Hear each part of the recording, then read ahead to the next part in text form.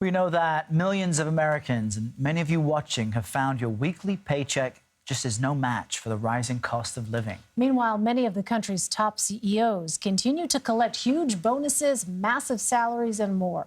The median corporate leader on Equilar's list of 100 best-paid CEOs made a record $22.3 million in 2022. That is up from $13.8 million in 2020. Meanwhile, the typical full-time worker last year made about $56,000. Joining us here in Studio 57 is CBS MoneyWatch Associate Managing Editor, Irina Ivanova. Always great to have you with us. Some of this stuff, though, is quite depressing. Let's get into it. You got frustration growing for those folks watching who see inflation eating up their paychecks and then watching as CEO salaries jump, these bosses giving themselves raises. Do workers have any recourse here? What's happening?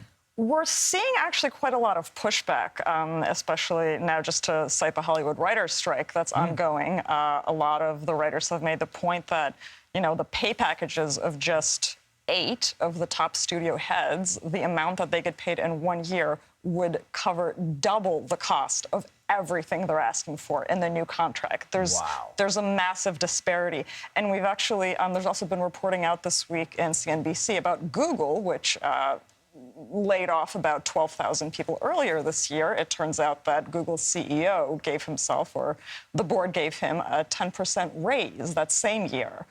So there's definitely a lot of pushback. And it's actually something that Equilar notes in their write-up of this report. They're saying, you know, the ratio of what the typical worker makes to what the typical CEO makes continues to grow and grow and grow, and people are noticing this, and they're not happy. They're not happy. Obviously, we are talking about private companies here. No one's being forced to take a job anywhere. But is there, at this point, no government oversight of this kind of inequity, some sort of regulation to maybe even out that disparity just a bit?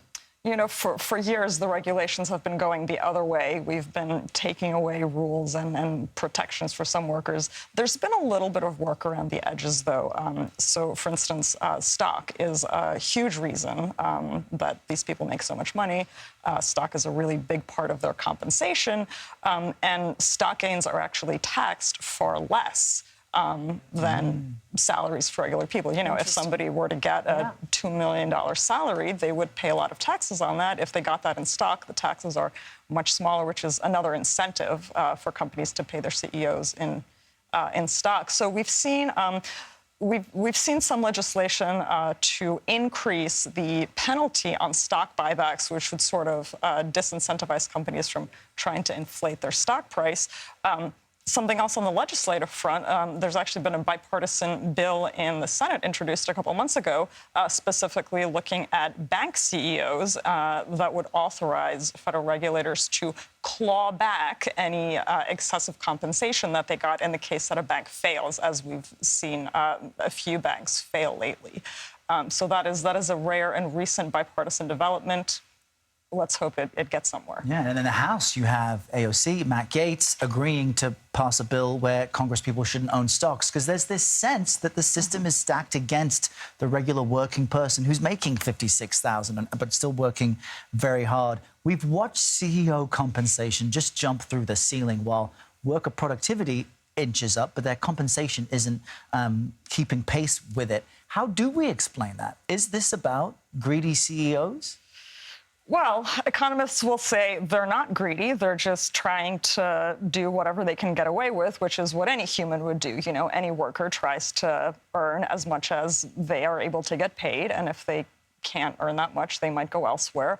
But the problem that reformers will tell you is that, you know, the rules have been stacked against regular workers. Yeah. You know, we're not the ones necessarily donating to campaigns and who have the ear of politicians. That's the other people. Sobering, though, just to see that gap and to know that it's continuing to grow. Yeah. You can certainly see how a lot of people are very unhappy with the way things are. Irina Ivanova, Irina, thank you so much. Thanks for having me.